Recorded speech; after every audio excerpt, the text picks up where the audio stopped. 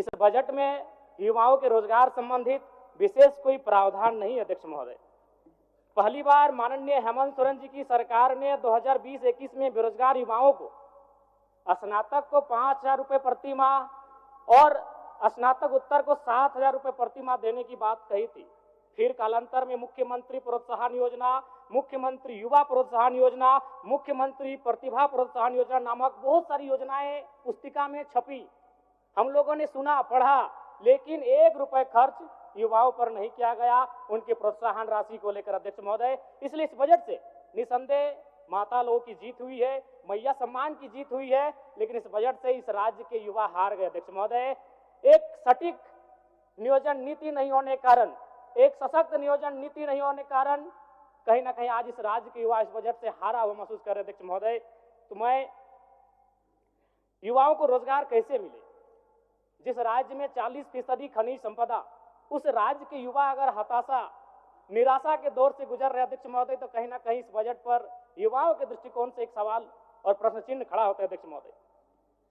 अध्यक्ष महोदय,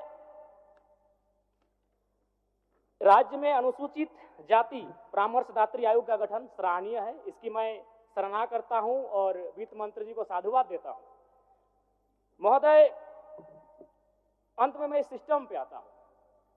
इस सिस्टम पे आना इसलिए जरूरी अध्यक्ष महोदय, चूंकि माननीय वित्त मंत्री महोदय ने विधायिका के कर्तव्य का अनुपालन करते हुए बजट को तो प्रस्तुत किया, लेकिन यदि कार्यपालिका का सहयोग नहीं रहेगा अध्यक्ष महोदय, तो ऐसे बजट का कोई उपयोग नहीं रह पाएगा।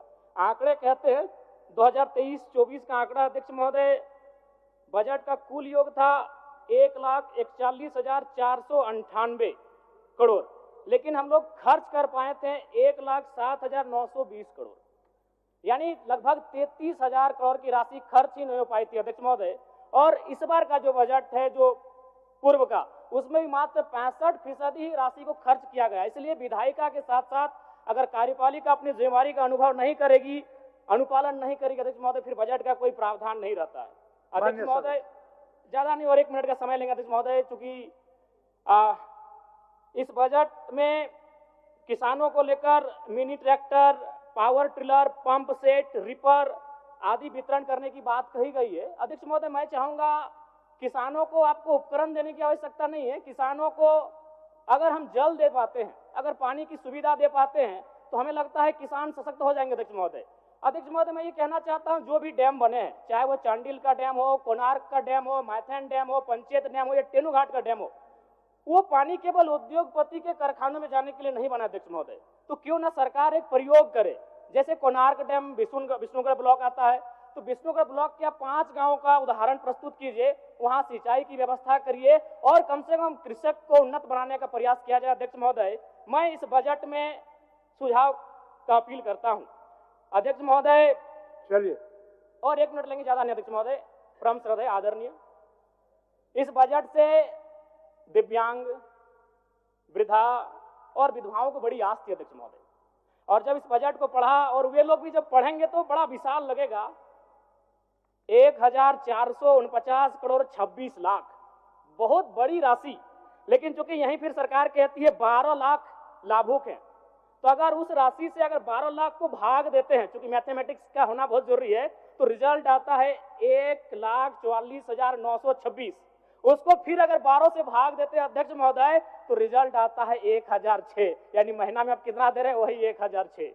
देखने में, सुनने में बजट बड़ा विशाल लग रहा है, 1,449 करोड़, लेकिन अंततः रिजल्ट आता है 1 महीने का वही 1,006 रुपए अध्यक्ष महोदय। अंत में बस प्रवासी मजदूर, क्योंकि जब ये बजट पारित हो रहा था तो हमने और सबने बड़ी करीब से देखा, सत्ता ने खूबियों को देखा, विपक्ष ने खामियों को देखा, लेकिन सऊदी अरब, ट्यूनीशिया, मलेशिया और साउथ अफ्रीका से कोई देख रहे थे तो प्रवासी मजदूर थे अध्यक्ष महोदय। लेकिन क्या कहा, एक वाक्य में बजट समाप्त हो गया अध्यक्ष महोदय, प्रवासी मजदूर। प्रवासी मजदूरों की पीड़ा मैं बार बार कहता हूं, 2 पीड़ा असहनीय है, एक प्रसव की पीड़ा जो मेरी मां ने मुझे जन्म देने के वक्त सहा है, और एक प्रवास की पीड़ा। लेकिन आज प्रवासी मजदूरों के लिए क्या अध्यक्ष महोदय, एक लाइन में खत्म हो गया। प्रवासी मजदूरों का निबंधन ऑनलाइन किया जा रहा है, अब तक 1,91,000 मजदूरों का निबंधन किया गया है। महोदय, इसमें प्रवासी मजदूर खोज रहे थे, वो विदेशों से बैठकर बजट को देख रहे थे कि शायद हमारे हिस्से में भी कुछ आएगा। जब हमारी मैया को, हमारी बहनों को कुछ मिला तो शायद हमारे हिस्से में कुछ आएगा। माननीय सदस्य जनार्दन पासवान जी, ठीक, जनार्दन पासवान जी।